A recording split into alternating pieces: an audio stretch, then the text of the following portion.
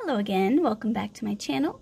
I am going to be showing you how to do the reverse single crochet edging around the coaster. And what I've already done is the first round of single crochet border. The best way to do that is this stitch actually gives you some great spaces to crochet into, I'll say down the sides. You don't have to kind of do any guesswork. You can see exactly where you want to be. So I started here, this is where I started, and I just finished off this main color, and I held the tail along the top. I attached my black yarn. I did one single crochet, and you can see I have my knot right here where I started from my slip knot.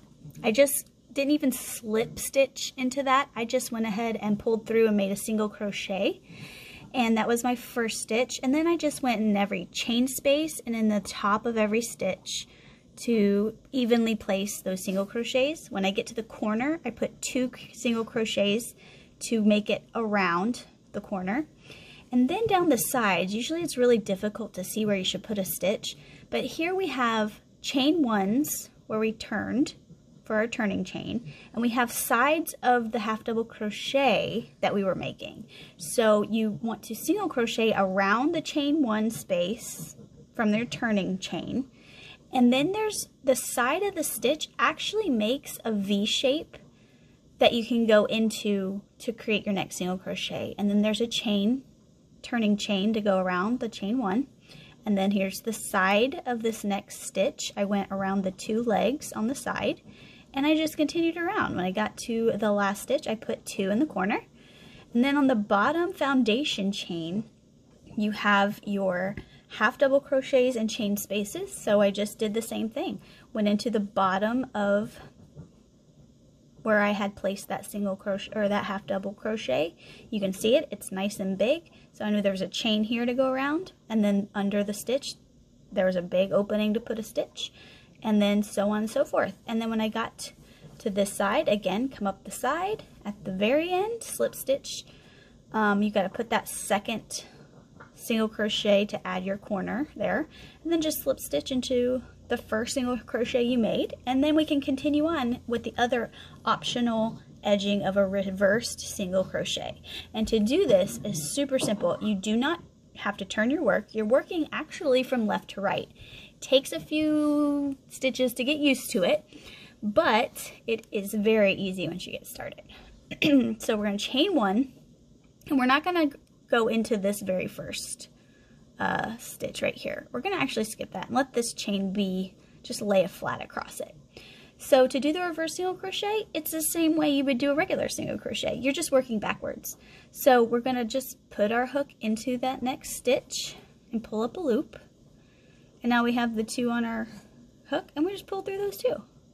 And it's going to form this kind of like spiral look that lays flat.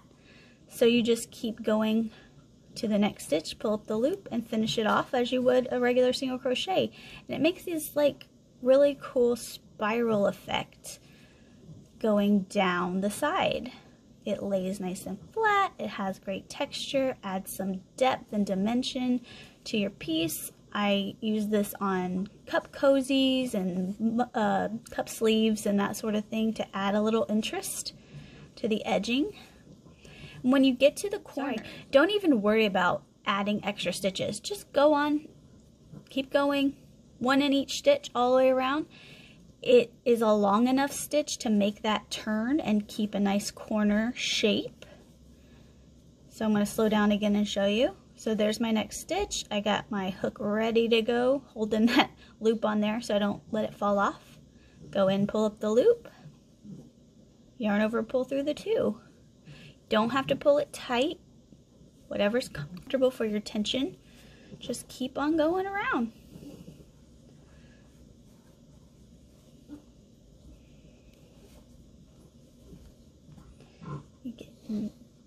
Just make sure that you don't skip any stitches. You want to go right in. It's easy to skip because the length of this stitch is a little longer than you expect sometimes, because it lays right across your next stitch you want to go into. And then it can be messy if you're skipping stitches all over the place. Want to keep it nice and even.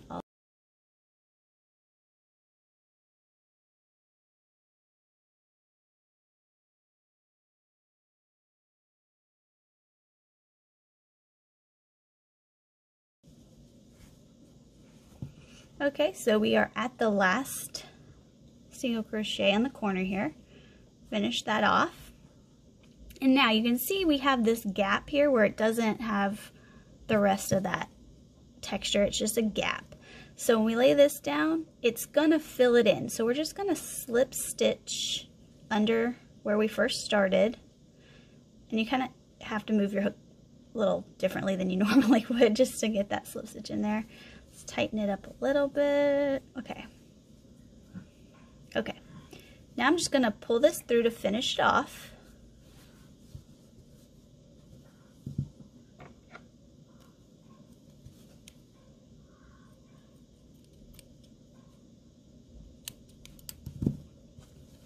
Okay, so when you're going to weave in this end, we're going to use it to finish off the look to continue this spiral.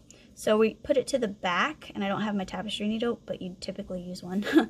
The gaps are big enough I can just pull it through. So just go from the back to the front, and then you're just going to wrap this around to kind of cover that space, and then you would just weave this into, I typically go into the black and just weave it down here, and then you cut it, and then you have this nice kind of seamless edging. And I've, in my example, I've actually made a tiny coaster, and that's what it will look like. We'll pretend we wove that in. Now we have this tiny little coaster. Of course, the pattern, it's probably double that size. I hope you enjoyed this video. I hope you learned something new, and I hope you have a great day.